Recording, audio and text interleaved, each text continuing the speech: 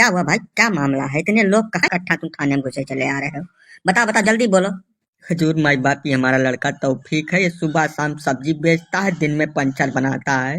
ये इनके गांव में इतने दिन से सब्जी लेकर जाता रहा है। ये लोग पकड़ के इसकी दुर्गति कर दिए हैं, कल बहुत बुरी तरीके से मारे हैं। अब इसका औजार काट डाले हैं, एकदम जड़ से काट के खत्म कर दिए हैं। अभी छक्का हो गया है। बताइए हम इसको लेके कौन सी दुनिया में जाएं? ये जुल्म किया है इन लोगों ने मिलके। इसमें सबसे आगे पेलई काका है, उसके बाद ये प्रधान जी हैं इनके गांव के। ये लोग मिलके हमारे लड़के को बिल्कुल एकदम छक्का बना दिए हैं। ये बताइए इस दुनिया में क्या हो रहा है? हम लोग इतने दिन से गांव में रह रहे हैं। अब उस गांव के बगल में ही इनका गांव है। बताइए, इतने दिन से सब्जी साग बेचा करता था हमारा लड़का। अब ये अचानक में पागल हो गए, उसका काट डाले हैं बुरी तरीके से। अब मारे हैं उल्टा लटका के इतनी बुरी तरीके से कि बोल भी नहीं पा रहा है हमारा लड़का। बताइए आप। हाँ हजूर, अब देखो लड़के को क्या बना दिए हैं ये लोग। बताओ, हमारा सबसे बड़ा लड़का यही है, सबसे बड़े लड़के का ये हाल कर दिया। अब इससे शादी कौन करेगा? हम नहीं समझ पा रहे हैं। इन लोगों को सजा मिलना चाहिए। पहले प्रसाद जी, प्रधान जी क्या कह रहे हैं ये लोग?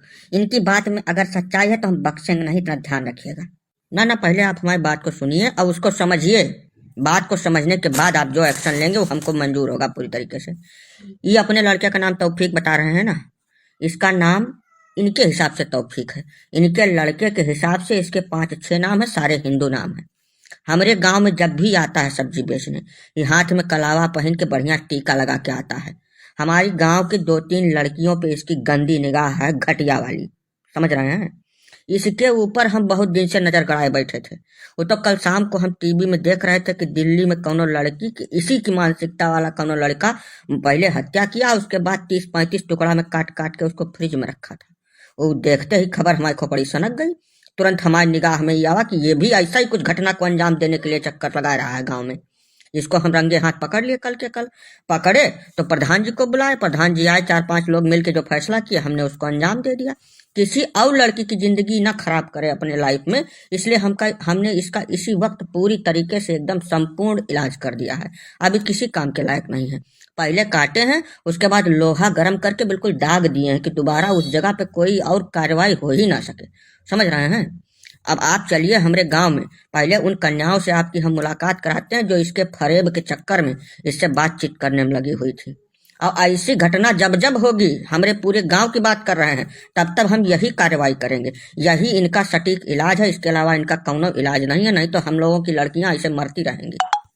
गलत कह रहे हैं हजूर। वो लड़की ना इनकी जात की थी, ना इनके बिरादरी की, ना इनके पड़ोस की। उससे इनका कौनो रिश्ता नहीं है, कौनो लेना देना नहीं है। फिर भी हमें लड़के को मार के छक्का बना दिया है। हे सलमा भाजी, चुपचाप खड़ी रहो जहाँ खड़ी हो, ठीक है? हमारी जात कुछ नहीं है। जात का नाम तुम लेना मत यहाँ पर। हिंदू की लड़की थी, उसके पीछे ही पड़ा था, बस इतना हम जानते हैं। अब ऐसा हम बिल्कुल होने नहीं देंगे। अपनी पूरी ग्राम सभा की बात कर रहे हैं। हमारा सबका ठेका है, ठीक है? जौन बगल के घर में हो रहा है वो हमारे घर में भी हो सकता है, इसलिए ये एक्शन लिया गया है। या अल्लाह, अब हमें लोगन के लड़के सुरक्षित नहीं है, ठीक है? आप हजूर इस पे कार्रवाई करो और हम इस पे करेंगे मुकदमा, ठीक है? तरह तरह के वकील हम इस पे खड़ा करेंगे और इसको हम बनाएंगे बिल्कुल राष्ट्रीय मुद्दा। ऐसा बता दे रहे हैं। चुप ससुर का ठुमला, तुम राष्ट्रीय मुद्दा बनाओ कि अंतर्राष्ट्रीय मुद्दा बनाओ, उसका हथियार पूरी तरीके से काट के खत्म कर दिया गया, दोबारा नहीं निकलेगा वो। समझो कि नहीं समझो? अगर तुम्हारा कौनो लौंडा इस तरीके की हरकत करता हुआ हमारे गांव में दोबारा पकड़ा गया तो फिर उसका भी यही हाल करेंगे, चाहे उसका हमको हो जाए फांसी।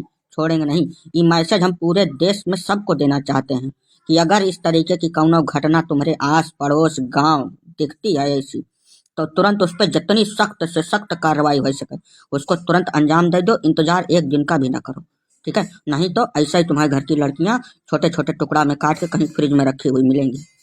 अरे रुकिए पिल्लई जी, काहे कानून को अपने हाथ में लिए फिर रहे हैं? इसका कानून के रास्ते से भी तो इलाज है। हमारे पास आए होते आप। देखिए, ऐसा है, हम अपनी नौकरी नहीं फंसाएंगे। हमारे बीवी बच्चों का खाना खर्चा इसी नौकरी से चलता है। हम तो कार्रवाई करके रहेंगे, इतना समझ लीजिए आप। नहीं तो हमारे ऊपर एक्शन हो जाएगा। हम एक एक चीज की बाकायदा जांच करेंगे, आपके गांव में भी जाएंगे और जो गलत पाया गया उसके खिलाफ हम एक्शन लेंगे। हम ऐसे छोड़ेंगे नहीं इस मामले को। इंस्पेक्टर साहब, ऐसा है कि अगर हम कार्रवाई से डरते तो यहाँ आते नहीं। इसने गलत किया है, उसके बाद भी छाती चौड़ी करके आके थाने में आपके सामने बिना मतलब की पैं पैं कर रहा है, तो हम तो सही करके काहे ना आए आपके पास। आप चलिए, जो उचित कार्रवाई हो उसको करिए।